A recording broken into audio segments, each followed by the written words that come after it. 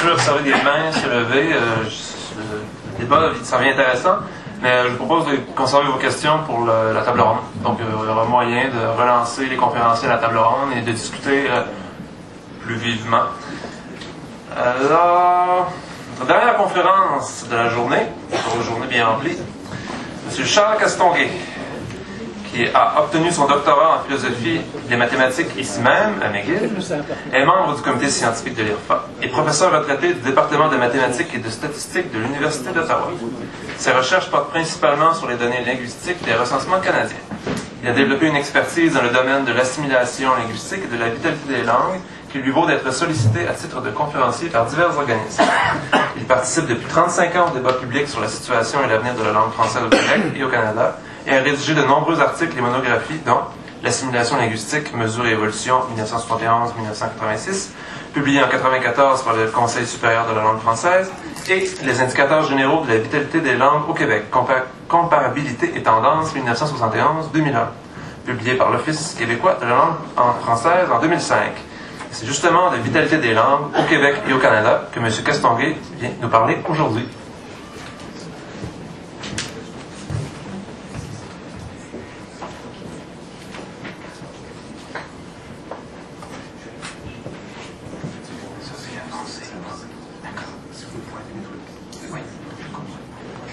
Bon, c'est la première fois que j'utilise un bidule comme ça, alors on verra à l'usage. Je vais vous présenter quelque chose qui donne un son de cloche un peu différent de professeur Termotte. On a des discussions des fois assez viriles, là. Il ne faut pas s'en faire. C'est comme Patrick a dit ce matin, c'est de là d'où jaillit la connaissance, c'est dans les tests. Moi, j'estime que l'assimilation linguistique n'est pas si marginale que ça dans son effet sur l'importance d'un groupe linguistique par rapport à l'autre. Et je vais essayer de vous en convaincre, et ensuite on aura une discussion après, puis tant mieux, pour le savoir en matière de situation linguistique. Vitalité des langues, comment mesurer ça? Une mesure qui est très simple, c'est de comparer langue maternelle d'une personne, ou groupe de personnes, avec la langue qu'ils parlent le plus souvent à la maison. Ce sont des données qui sont à notre disposition depuis 1971. En comparant ces informations, on peut mesurer ce qu'on appelle les transferts linguistiques ou les substitutions linguistiques, ou en fait l'assimilation linguistique. Et cette assimilation est plus ou moins importante, dépendant à quel point les locuteurs natifs d'une langue persistent à parler cette langue comme langue d'usage à la maison, ou encore à quel point la langue en question attire des locuteurs natifs d'autres langues vers l'usage de cette langue-là, plutôt que leur langue maternelle à la maison. Alors ça a à faire avec la persistance linguistique et avec l'assimilation linguistique, ce concept de vitalité, de la façon que je l'ai manié dans mon étude qui a été publiée à l'Office de la langue française en 2005. Et je pense qu'on va, comme le professeur Termotte l'a souligné, on va vraiment au vif du sujet, là, plutôt que de regarder la langue d'usage en public, qui peut dépendre des circonstances, qui peut dépendre des types de rencontres, est-ce que c'est commercial, loisir, ainsi de suite, et qui peut être assez éphémère et sans beaucoup d'effet sur la langue parlée à la maison, qui est une sorte de langue identitaire, ça fait partie de notre identité, notre psyché. Et la preuve, c'est que pendant longtemps, les Canadiens français à Montréal ont travaillé en anglais, mais ils ont continué, ils ont persisté à parler français à la maison. Il y avait une forte vitalité dans ce groupe-là, une résistance à l'anglicisation qui continue encore aujourd'hui. Comment faire ressortir de façon simple l'effet de l'assimilation linguistique sur les différents groupes linguistiques en présence, non seulement au Québec, mais je pensais parler aussi de la situation au Canada et dans certaines autres provinces, puisqu'il s'agit d'un institut de recherche sur le français en Amérique. Alors, je vais commencer avec le Canada, et on va regarder l'état de santé de la population. Là où on voit l'effet de l'assimilation le mieux, c'est dans la population de langue maternelle. Langue maternelle anglaise, quel est le profil de cette population selon l'âge? Est-ce qu'il se remplace? Est-ce que cette population est durable? Est-ce que sa pérennité est assurée? Mais quand on regarde la situation, on voit ce qu'on voit là. C'est pas une pyramide des âges parce que j'ai additionné ici les hommes et les femmes ensemble. C'est tout simplement le profil des groupes d'âge au sein de la population de langue maternelle anglaise au Canada selon le recensement de 2006. Vous remarquerez qu'il y a une sorte de bedon, une sorte de bosse ici. Ceux qui avaient sur l'axe vertical, c'est l'âge. Ceux qui sont dans la cinquantaine et dans la quarantaine aujourd'hui, ça fait partie de ce qu'on a appelé le baby boom à l'époque. L'après-guerre en 1900, ils sont nés entre 1945 et 1965. Au recensement de 2006, ils sont âgés entre 40 et 60 ans. C'est la grosse bosse que vous voyez là, et vous voyez l'écho du baby boom plus bas. Une génération plus bas. Une génération aujourd'hui, l'écart entre deux générations successives est d'environ 30 ans. Ce n'est plus de 25 ans parce que les femmes ont leur premier enfant, en moyenne maintenant, à un âge presque de 30 ans. C'est 29,7 ou quelque chose dans ces eaux-là. Alors, il y a maintenant 30 ans de différence entre deux générations. Pour tout dire, ça a l'air d'un profil assez bien campé, assez stable et assez prometteur d'avenir. La base, le tiers du dessous, si vous voulez, dans cette figure-là, est à peu près aussi importante également importante au tiers du milieu. Évidemment, le dernier tiers, les gens dans la cinquantaine, la soixantaine, là, il y a la mortalité qui agit, et vous voyez là graduellement l'effritement de ce profil vers le haut. C'est normal, c'est ce qui nous attend tous. Pour apprécier un peu le degré de vitalité, si vous voulez, de ce groupe-là, vous pouvez repérer, par exemple, sur l'axe horizontal, quel est le poids du groupe le plus jeune, les 0 à 4 ans. C'est 6 %. D'accord? Alors ensuite, les 5 à 9 ans, c'est à peu près 6,5 % de leur poids qui est au sein de la population totale de langue maternelle anglaise, ainsi de suite, ainsi de suite. Maintenant, tout le monde sait qu'au Canada, les anglophones sont sous-féconds et les francophones sont sous-féconds aussi, à peu près au même degré. Pas une grande différence. À peu près 1,5 enfants par femme pour les francophones, 1,6 enfants par femme pour les enfants pour la population de langue maternelle anglaise, donc les anglophones. C'est à peu près égal. On s'attendrait, avec un niveau de sous-fécondité de cet ordre-là, à un effritement à la base du profil de la population de langue maternelle anglaise. Or, il n'est pas là, l'effritement. Au contraire, il y a un remplacement à peu près réussi. Et ça s'explique par l'anglicisation, par l'assimilation, par la vitalité de l'anglais, la force d'attraction de l'anglais à l'échelle du Canada, à la fois auprès de la population allophone, bien sûr, mais aussi il y a une certaine assimilation à l'anglais à l'échelle de l'ensemble du Canada, je répète, de la population de langue maternelle française. L'assimilation se fait à une certaine période de la vie, essentiellement chez les jeunes adultes. Les jeunes adultes de langue maternelle française et de langue maternelle autre, c'est-à-dire non officielle, ni anglaise ni française, qui adoptent l'anglais comme langue d'usage à la maison, logiquement, la plupart du temps, élèvent leurs enfants en anglais. Leurs enfants sont de langue maternelle pas française, pas allophone non plus, ils sont de langue maternelle anglaise. Et c'est ce qui compense presque parfaitement, à la base du profil ici, la sous-fécondité de la population anglophone. Pour mieux apprécier la situation, peut-être c'est ce que j'appelle l'avantage lourd. La bedaine qu'on voit ici, là, enfin, c'est prometteur d'avenir, c'est porteur d'avenir, ça. On comprend mieux ça quand on regarde le profil de la population de langue maternelle française au Canada. Là, on le voit, l'effritement. Il y a l'effritement vers le haut, bien sûr, la mortalité. Mais ce qui est plus porteur d'avenir, ou ce qui annonce l'avenir, c'est l'effritement à la base, qui est à peu près de l'ordre du déficit de fécondité biologique des francophones. Il y a une certaine anglicisation nette, je répète, de la population francophone, langue maternelle à l'échelle du Canada, et il n'y a pas d'attraction à l'échelle du Canada, il y a très peu d'attraction de l'ordre de 6, 7 ou 8 % d'allophones. Il ne réussit pas à compenser sa sous-fécondité par sa vitalité. Et ça se voit le mieux en regardant la population de langue maternelle, la population de locuteurs natifs d'une langue, en l'occurrence du français.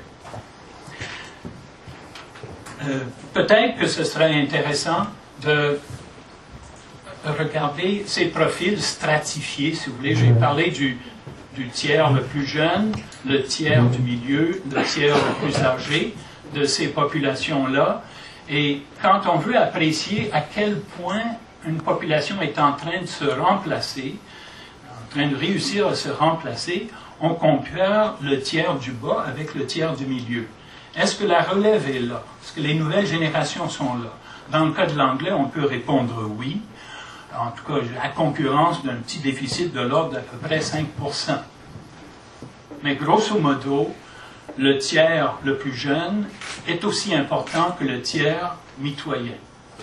C'est essentiellement l'effet de l'assimilation ici. Parce qu'il n'y a que deux façons pour ce groupe-là de se reproduire, langue maternelle. C'est biologiquement faire des enfants et transmettre l'anglais comme langue maternelle à ses enfants. Deux, c'est d'assimiler d'autres, d'angliciser d'autres, des francophones et des allophones, qui, à l'âge de jeunes adultes, à l'âge d'avoir des enfants, ils en ont aussi, mais ils les élèvent non pas en français, non pas en espagnol, non pas en portugais ou en d'autres langues, ils les élèvent en anglais. Ils sont de langue maternelle anglaise et ça s'ajoute. Et l'anglais est gagnant à ce jeu-là. Le français, par contre, il n'est pas. On le voit bien. Le tiers bleu foncé à la base est à peu près plus de 20% déficitaire par rapport au tiers du milieu, dans cette figure-ci. Alors, on va continuer comme ça dans différents espaces. Ici, je pensais que ce serait intéressant de superposer les profils de façon à voir où est l'avantage de l'anglais et où est-ce que le français est plus fort. D'accord? Ça c'est tout simplement la superposition des deux figures précédentes. On va essayer un petit jeu. OK. Vous voyez la différence, là? C'est le fun. Hein? Il y a une différence. À peu près due parfaitement, totalement à l'assimilation linguistique, ça. C'est pas rien, là. C'est un avantage lourd. Alors, revenons à cette voilà la superposition. Vous voyez, parmi les jeunes groupes d'âge, l'avantage de l'anglais est là. Le français, bien, son avantage est en train de s'en aller vers la porte de sortie. Vous pensez aussi, bien sûr, à la population allophone au Canada. Voici ce que donne, conjugué, la sous-fécondité des allophones, qui existent aussi. Ils ne sont pas surféconds. Ils font moins de 2,1 enfants par femme, à peu près 1,7, 1,8. C'est mieux que la population anglophone ou la population francophone, mais c'est quand même déficitaire. Et en plus de ça, il y a une forte anglicisation de la population allophone, des jeunes adultes, qui élèvent leurs enfants en anglais. Leurs enfants ne sont pas là. Ceux qui s'anglicisent et qui élèvent leurs enfants en anglais, leurs enfants ne sont pas là, sont rendus à la base du profil de l'âge de la population anglophone. C'est ce qui explique le bedon, le caractère baraqué, là, costaud du profil pour l'anglais. Ici, c'est une population dont l'avenir est évidemment compromis. Il n'y aurait pas d'avenir durable pour les langues hautes au Canada. Il pourrait y avoir des exceptions, comme Robert Maheu a dit plus tôt ce matin. Si on diversifie notre analyse et on regarde certains groupes allophones, on verra que les Inuits réussissent à se remplacer grâce à une surfécondité et à une assez faible assimilation à l'anglais. Que les Cris, que les Ojibwe, les grandes populations autochtones réussissent à le faire, mais les populations immigrantes en général, comme M. Termotte a dit, après une, deux, peut-être 3 générations, ça opte pour l'une ou l'autre des deux langues, le français ou l'anglais. Le plus souvent, ils optent pour l'anglais, mais des fois aussi pour le français. Passons au Québec, alors, et regardons la situation pour l'anglais au Québec. À peu près semblable à la situation dans l'ensemble du Canada. Au Québec, l'anglais tire encore son épingle du jeu, et là, j'aimerais corriger Marc, qui, tout à l'heure, a dit que les anglophones étaient plus féconds que les francophones au Québec, d'après mes informations qui viennent de Statistique Canada, qui viennent de l'Office québécois de la langue française, qui viennent de l'étude de Marc lui-même, de ses propres estimations, la population anglophone langue maternelle du Québec est également sous-féconde par rapport à la population de langue maternelle française, et ce, depuis 20 ans. Ils ont à peu près exactement 1,68, 1,67 enfants par femme, 1,45, 1,46. C'est très, très peu différent. Il y a des fluctuations, mais les deux fluctuent de concert. Alors, la différence qu'on va voir ici au Québec entre le profil du français et le profil de l'anglais est due exclusivement à une différence en matière de pouvoir d'assimilation et de persistance linguistique, en d'autres mots, de vitalité linguistique mesurée en termes ou par le truchement de l'assimilation linguistique. L'anglais, comme au Canada, a un déficit d'environ 5% ici, un léger déficit, au lieu d'un déficit du quart qu'ils devraient avoir normalement en fonction de leur comportement biologique. Reproduction, un déficit biologique, si vous voulez, entre les générations de 25%, c'est réduit à seulement 5% grâce au pouvoir d'attraction disproportionné de l'anglais au Québec. Le profil pour le français ressemble aussi au profil pour l'ensemble du Canada, sauf un peu meilleur. Si vous regardez la base, les enfants représentent presque 5% de la population de langue maternelle française au Québec, alors que dans l'ensemble du Canada, c'était à peu près, si on retournait en amont, là, on verrait que c'est 4,5%. 5%, c'est un peu mieux que ça, mais pas énormément mieux. La sous-fécondité est un peu compensée, en d'autres mots, par le pouvoir d'assimilation du français, essentiellement auprès des immigrants allophones, les nouveaux arrivants, mais pas suffisamment, pas au même degré que pour l'anglais. Alors, il y a cet avantage lourd de l'anglais qui pèse non seulement à l'échelle de l'ensemble du Canada, mais aussi au niveau du Québec, dans son ensemble. Si vous superposez les profils comme on a fait pour l'ensemble du Canada, vous obtenez ceci. Encore, vous voyez l'avantage de l'anglais chez les groupes d'âge les plus jeunes. L'avantage du français est plutôt chez les plus âgés. C'est plus rapproché, d'accord? Les écarts sont moins importants qu'à l'échelle de l'ensemble du Canada, comme on a déjà dit. Ça pourrait être intéressant de comparer ces deux superpositions, mais là, ça commence à être un petit peu compliqué pour les gens qui sont un peu en arrière. Là. Voilà deux figures superposées, l'une pour le profil selon l'âge du français et de l'anglais à l'échelle du Canada, l'autre à l'échelle du Québec. Mais c'est ce que je disais, dans le fond, l'avantage lourd de l'anglais est moins lourd au Québec quand même que dans l'ensemble du Canada. On va à l'extérieur du Québec, on regarde le profil de l'anglais, à peu près la même chose que ce qu'on a vu maintenant une couple de fois, assez porteur d'avenir, un déficit de l'ordre de 5%, à peu près encore une fois, entre le tiers le plus jeune et le tiers des milieux. Pour le français, à l'extérieur du Québec, yikes! L'écho du baby-boom n'est pas là, d'accord? Le baby-boom est là, parmi ceux qui sont dans la quarantaine, dans la cinquantaine, au recensement de 2006, là. Mais vous voyez que les enfants représentent à peu près 3,5% à la base, ici, là. L'effritement est pas mal aigu, et c'est continu depuis la fin du baby-boom, c'est-à-dire depuis environ le milieu des années 60. La dégringolade, la détérioration, ça se dit mal, c'est là où on voit que je suis de langue maternelle anglaise, la détérioration, l'effritement est régulier. Si on regarde les allophones à l'extérieur du Québec, c'est le fun aussi. C'est-à-dire, c'est la même chose. Mais vous voyez qu'ils ont plus que, parmi les jeunes enfants, 4,4, c'est la surfécondité relative. Là. Ils sont sous-féconds, mais ils font quand même plus d'enfants que les francophones à l'extérieur du Québec. Alors c'est amusant de superposer aussi ces profils-là. Et là, vous voyez, si vous voulez, l'avantage que lui vaut à cette population allophone, le fait qu'ils font un peu plus d'enfants que les familles francophones. Et vous voyez que l'avantage du français est plutôt parmi les groupes plus âgés. Si je paraphrasais cette figure-là, je dirais, il y a plus d'avenir pour les langues non officielles au Canada qu'à l'extérieur du Québec, parce qu'ici on est à l'extérieur du Québec, que pour la population de langue française à l'extérieur du Québec. La population de langue maternelle autre que française ou anglaise se porte mieux. On peut ensuite regarder certaines provinces pour ensuite revenir au Québec, d'accord? L'Ontario, bon, ça c'est son profil selon l'âge, une population vieillissante très rapidement qui se renouvelle, qui ne se remplace pas, un déficit de l'ordre de 40% entre les générations. Et quand la population du baby boom, c'est-à-dire ceux qui sont dans la quarantaine et la cinquantaine, au recensement de 2006, vont devenir plus âgés et la mortalité va commencer à sévir de façon très active à mesure qu'ils passent dans les groupes d'âge de 70 ans, de 80, etc., probablement que cette population va être appelée à se réduire en nombre absolu assez rapidement.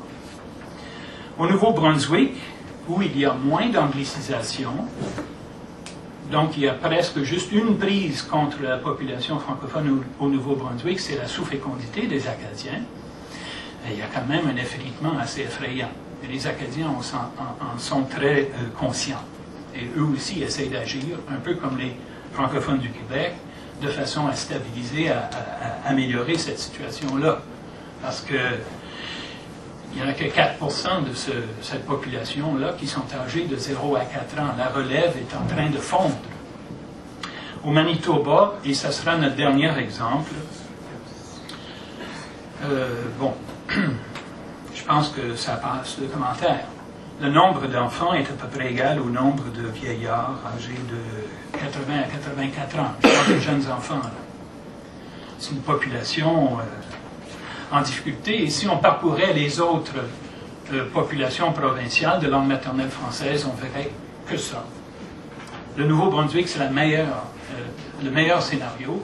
L'Ontario vient en deuxième, Manitoba, Nouvelle-Écosse, Île-du-Prince-Édouard, Alberta, Colombie-Britannique, c'est tous des effritements supérieurs, en fait, que le profil selon l'âge des populations allophones.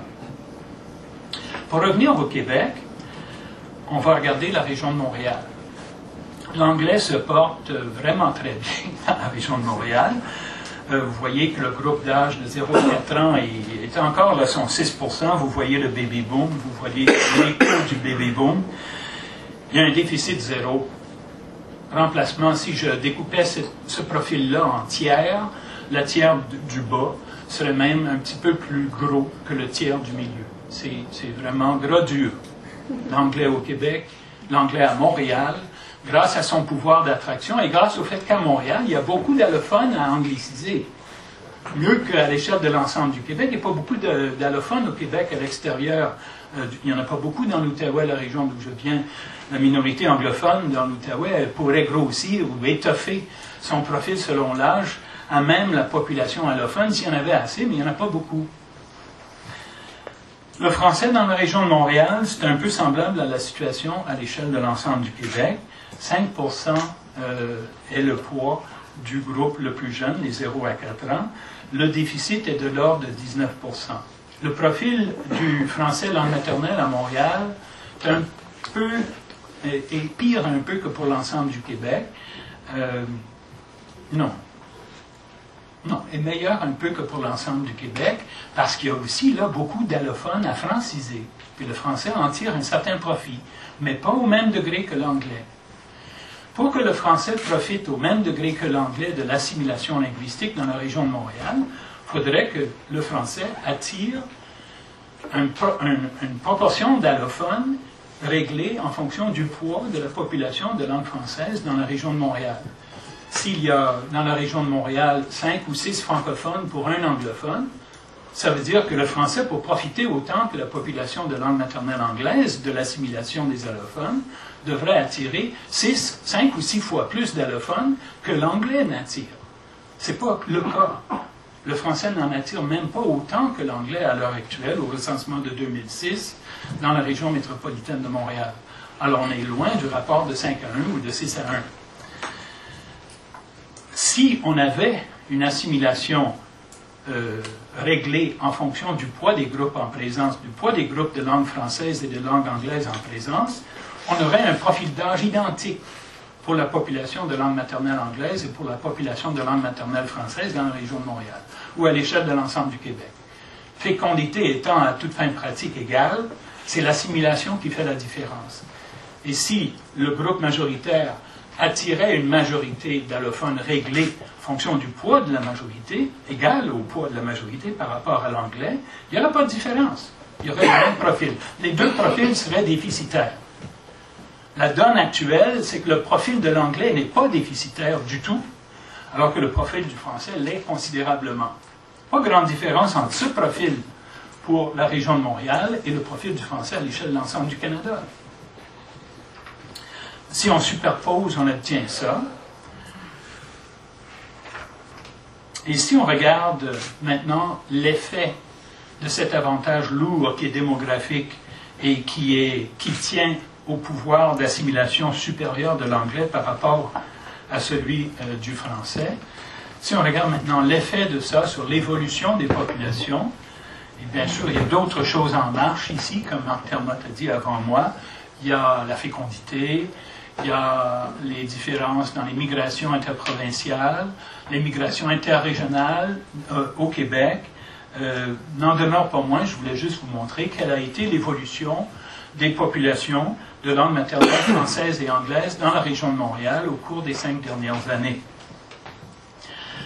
Pour une population anglophone d'environ 400 000, il y a eu un gain en 2006 d'environ 16 000 supplémentaires.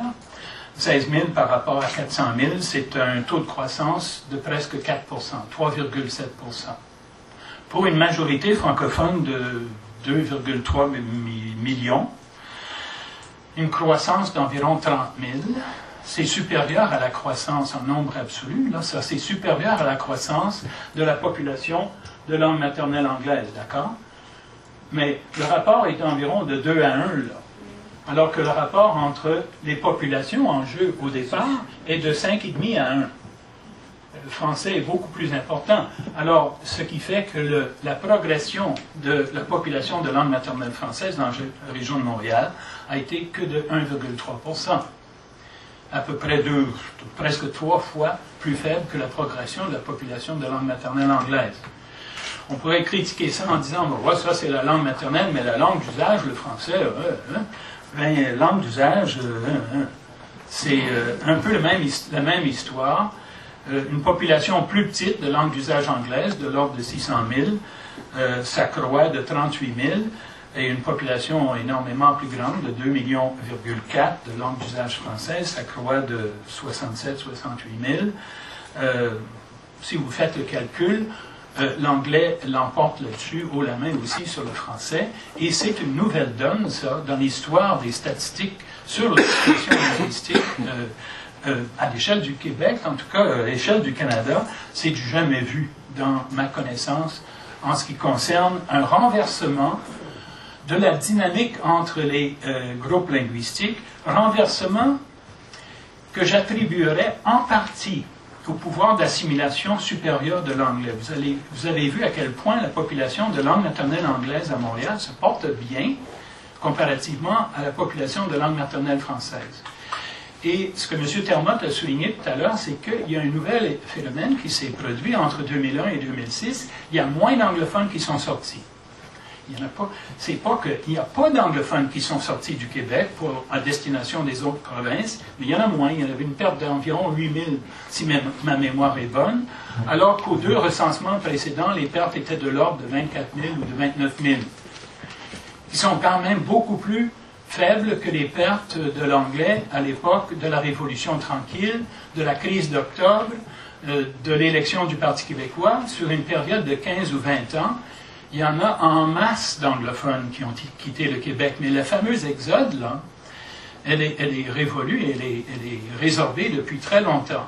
Et comme le professeur Termotte dit dans son étude, je pense que cette nouvelle donne est là pour du bon. Il va y avoir maintenant nettement moins d'anglophones qui quittent le Québec pour d'autres provinces. Ces départs anglophones dans le passé favorisaient évidemment la population de langue française. Le rapport de force entre le français et l'anglais allait en s'améliorant en faveur du français par défaut. Parce que les anglophones quittaient, puis les allophones anglicisés, il y a un certain pourcentage qui quittaient aussi. Alors la population résiduelle qui demeurait encore au Québec, le rapport entre la population française et la population de langue anglaise s'améliorait constamment. Pour la première fois, je pense, dans l'histoire des recensements et dans l'histoire peut-être depuis la conquête ou depuis les décennies suivant la conquête, depuis 2 siècles, on a un renversement de tendance en 2001-2006. Toute la question est de savoir, est-ce que ça va être durable? Est-ce que ça, c'était juste une floupe, 2001-2006, ou est-ce que maintenant, les anglophones sont tellement comfortable à Montréal puis au Québec, puis aiment ça, qu'ils ne voient pas l'avantage de quitter pour l'Ontario. D'ailleurs, il n'y a plus tellement de jobs en Ontario. Non, je m'excuse. Mais ça va. Non, mais la conjoncture économique, jusqu'à quel point est-ce que cette conjoncture est aussi durable? Jusqu'à quel point est-ce que l'Ontario a maintenant du poil dans l'aile sur le plan économique de façon durable? C'est ça qui va décider de le va-et-vient migratoire entre les provinces. Il y a des francophones qui sortent aussi habituellement. Des fois, il y a un bilan positif, mais des fois aussi, il y a des exodes francophones. Pour l'Alberta, il y a un oil boom suivi d'un oil bust. Les francophones de Nouveau-Brunswick, du Québec, s'en vont en Alberta. Avec l'oil bust dans les années 70, ils sont revenus après. Et ainsi vont les choses. Les gens sont mobiles. Il y a 2 facteurs, donc, qui sont derrière ces tendances 2001-2006, le pouvoir d'assimilation supérieur de l'anglais et le fait que le nombre d'anglophones qui ont quitté le Québec pendant ces 5 années-là a été plus faible que jamais. Sur le plan de... Ben, ça, on va parler de langue d'usage. Qu'est-ce qui fait maintenant? On va encore aller en amont, là, puis on va se demander... Bon, ben, la vitalité linguistique, l'assimilation linguistique explique un certain avantage lourd de l'anglais sur le plan démographique. La bedaine qui est toujours là dans la population langue maternelle anglaise par rapport à l'effritement qui est toujours là du point de vue de la population de langue maternelle française. Qu'on soit à Montréal, qu'on soit dans l'ensemble du Québec ou soit dans l'ensemble du Canada, on a à peu près le même profil bleu et le même profil rouge.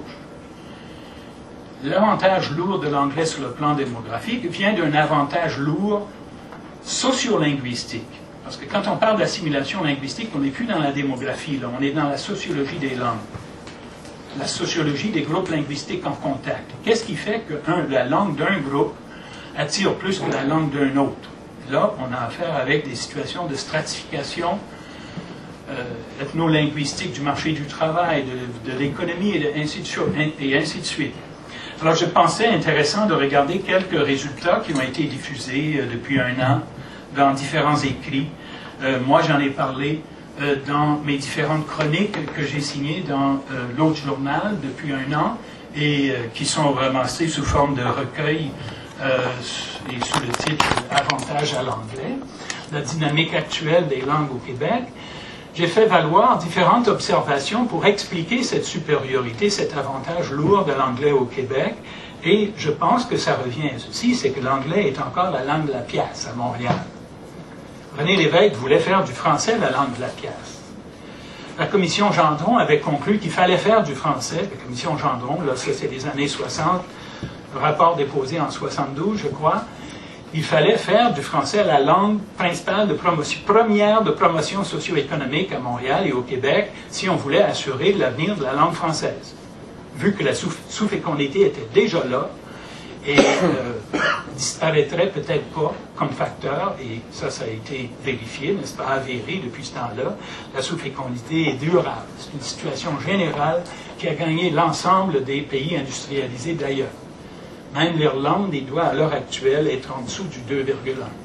Le pays catholique par excellence, les Italiens, les Espagnols, etc., les ont précédés massivement avant. Ils sont 1,4, 1,1 et 1,2 enfants par femme dans certains de ces pays latines catholiques.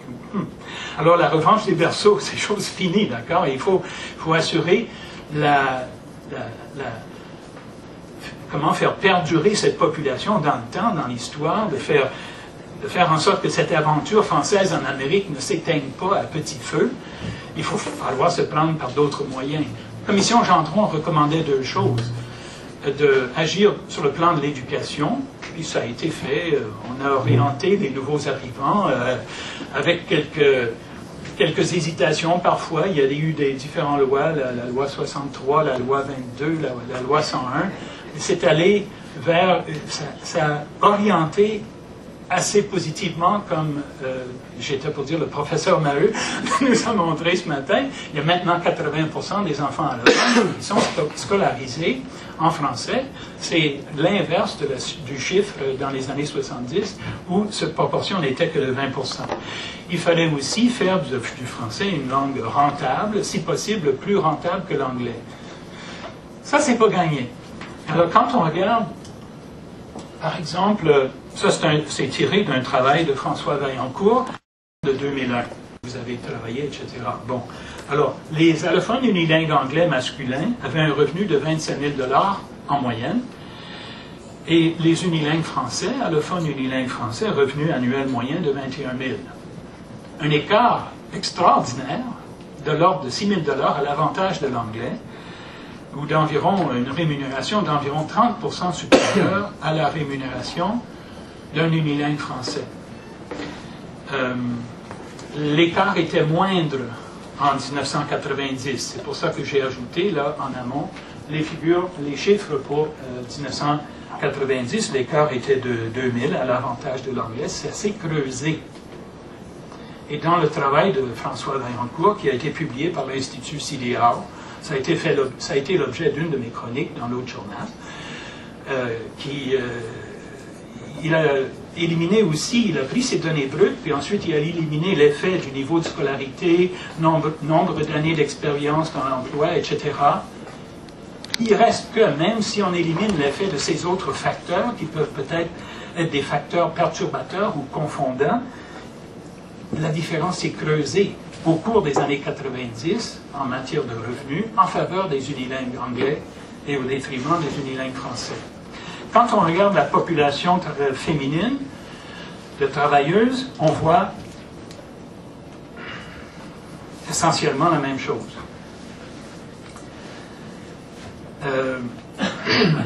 Essentiellement la même chose. L'écart était de 1 000 $ approximativement en 90, il est de 3 000 $ en 2000. Et je vais passer à la diapo suivante, qui est tirée, j'en ai fait état encore, dans le recueil, cette figure est là, dans le recueil qui est en vente à la porte, avec l'excellent livre de mon collègue Christian Dufour, Le retour du mouton. Ici, c'est une enquête de Statistique Canada. Une enquête longitudinale. Ils ont suivi une cohorte importante d'immigrants au Canada sur une durée de 4 ans de séjour au Canada. J'ai isolé les données pour le Québec et j'ai comparé en ce qui concerne l'anglais et le français, la compétence des immigrants en anglais et en français, quel a été le taux d'emploi en fonction de la compétence linguistique. La compétence linguistique, contrairement au recensement, c'est très intéressant, l'enquête longitudinale en cause. Les détails sont là dans mes chroniques, là, mais je résume rapidement. C'est pas juste noir et blanc, je connais l'anglais, je connais pas l'anglais, ou je parle le français, je parle pas le français. C'est vraiment primaire. Ce qu'ils ont fait dans cette enquête ici, ils ont distingué entre aucune connaissance, alors ça c'est le degré 1 de compétence, un peu, parle l'anglais ou le français assez bien, c'est la compétence de niveau 3, 4 très bien, 4 bien et 5 très bien. Ok, alors c'est progressif comme ça, et ça va de pas du tout à beaucoup passionnément. Ok? Et sur l'axe vertical, vous avez le pourcentage d'immigrants correspondants qui, après 4 ans au Québec, détenaient un emploi. Ils avaient une job, n'importe laquelle, là, chauffeur d'autobus, de taxi, professeur d'université, n'importe quel job. Ils étaient employés. Vous voyez que si on connaissait l'anglais, règle générale, c'était plus avantageux en ce qui concerne l'embauche que de connaître le français. Et comme on pourrait s'attendre, mieux on connaît l'anglais, plus sont élevées nos probabilités d'avoir déniché un emploi. Pour le français, ce n'est pas le cas. Il n'y a pas de rapport régulier ici entre le niveau de connaissance du français, ça évolue en dents de scie. Ceux qui connaissent assez bien le français ont moins d'emplois que ceux qui ne connaissent pas du tout le français, des choses du genre. C'est contre nature parce qu'on s'attendrait à ce que plus la personne est compétente en français, plus ça augmente ses chances d'avoir un emploi. On ne voit ça que parmi le niveau de compétence le plus élevé. C'est peut-être des profs d'université rendus là. Alors, du point de vue... Ça conforte un peu les observations de Noé Murchison qu'elle a présentées plus tôt ce matin. C'est plus avantageux d'être compétent en anglais au Québec, pour un immigrant, que d'être compétent en français. Il y a un moment donné où toutes les observations, qu'elles soient dites scientifiques ou non, quelle que soit la méthode d'enquête, comme quelqu'un a dit hier soir au lancement du petit bouquin, L'avantage à l'anglais, c'est tout ça, ça finit par concorder. Et ça confirme finalement ce qu'elle a trouvé. C'est plus facile, c'était plus facile pour elle, déguisée en unilingue anglais à Montréal, de dénicher un emploi, que si elle était déguisée en unilingue française. Pour ce qui est de... Ça, c'est une chose, c'est d'avoir une job. Ça, c'est mettre du pain sur la table. Du beurre sur le pain, c'est une autre chose. C'est-à-dire un emploi à la hauteur de ses aspirations comme immigrant.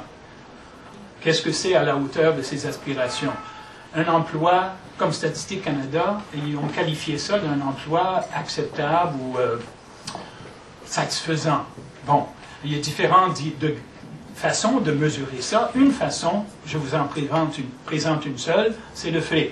Combien vous empochez par heure, dans ce cas ici, c'est la rémunération horaire. L'échelle horizontale, encore le degré de compétence allant de nul à très bien, en français et en anglais. L'échelle verticale, ça va de 10 $ l'heure à 15 à 20 à 25 $ l'heure, pour la moyenne, à différents niveaux de compétence.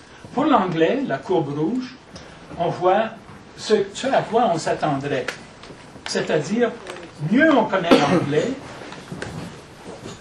plus élevé à notre salaire. C'est de plus en plus gratifiant. On s'intègre mieux, on réussit à avoir un job à hauteur de nos aspirations sur le plan de la rémunération, mettons, si on parle bien l'anglais que si on le parle moins bien. Pour le français, encore une fois, on est mieux de le parler mal que de le parler bien. Statistique Canada a montré ses résultats pour l'ensemble du Canada. On a montré, ils ont conclu qu'à l'échelle de l'ensemble du Canada, ben, on n'est pas étonné qu'à l'extérieur du Québec, ceux qui connaissent, la connaissance de l'anglais est plus, ça rapporte mieux, si vous voulez, que la connaissance du français. Ils ont trouvé les mêmes choses au Québec. Le français n'est pas la langue principale de promotion socio-économique pour les immigrants, dit Statistique Canada. C'est pas moi, c'est pas mes données. Je ne comprends pas des fois pourquoi les journalistes ne font pas état, mais je sais, ils sont toujours en train de courir après l'actualité.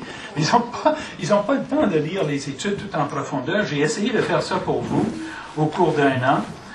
Et dernière chose que je voudrais vous montrer, donc je vais m'arrêter là, je pense. Puis c'est le temps là. Alors, une petite période de questions, puis ensuite une grosse période d'échange avec le professeur Dufour. J'ai combien de minutes pour les questions? Nous avons... Pas beaucoup, mais je vais prendre... en fait, on va y aller par... Est-ce que les questions, premièrement? Oui. Je vais prendre deux questions, en fait. J'ai vu madame... la heureuse gagnante d'une question. Est-ce qu'il y a une autre question? Monsieur au fond. Donc, madame, monsieur au fond, après ça, ce sera en table ronde. Ou en table carrée.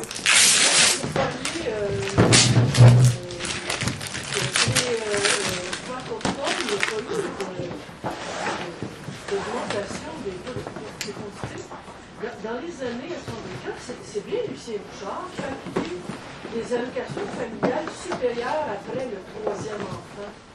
Dans cette période-là, il n'y a pas eu de changement notable au niveau de l'augmentation de la quantité des familles québécoises. Ça n'a pas été durable. Ça n'a pas été durable. Il y en a eu un, mais, si je me rappelle bien, mais ça a été éphémère. Éphémère. Oui. Ah, okay. Il faut beaucoup plus que ça. Hein. Oui, les baby bonus, là, c'est pas de l'argent à l'eau, pas totalement, là, mais à peu près.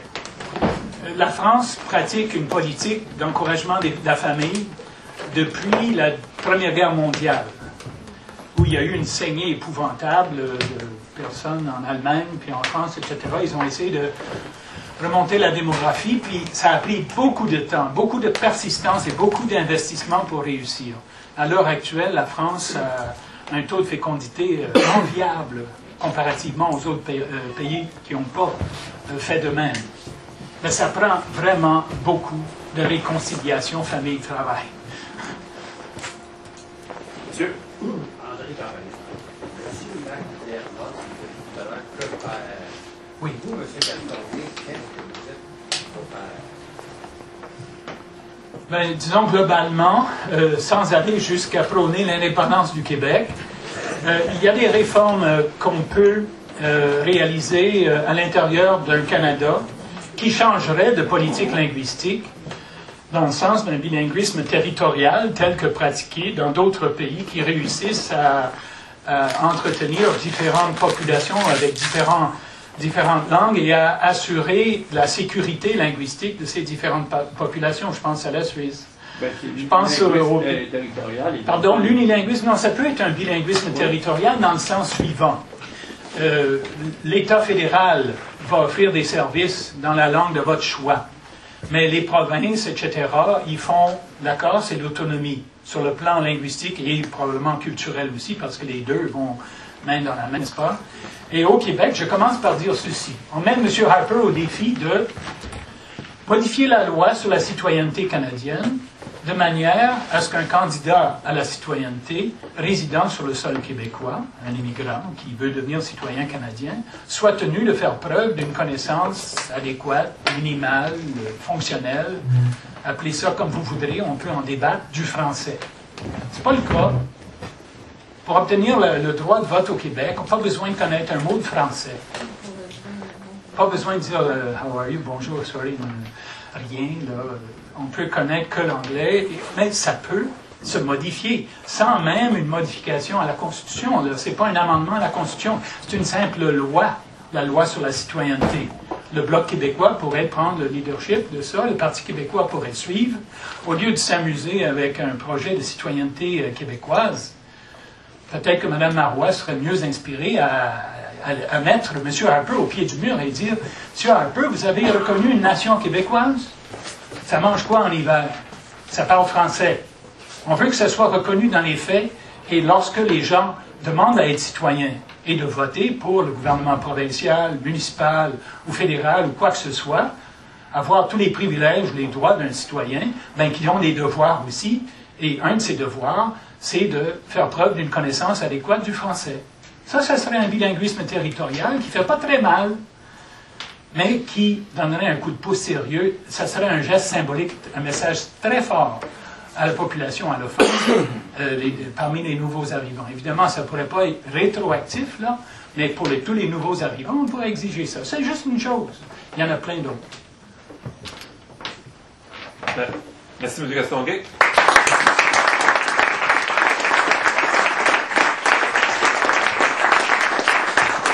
On va on va vous donner 5-6 minutes pour vous étirer les jambes, peut-être prendre un verre d'eau, et après on va passer à la table ronde.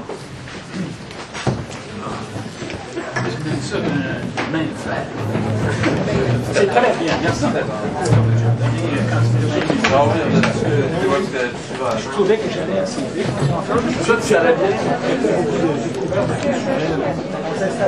Ben, en fait, moi, ce que je veux faire, je vais tasser ça, amener cette table-là, là, vous allez derrière la table.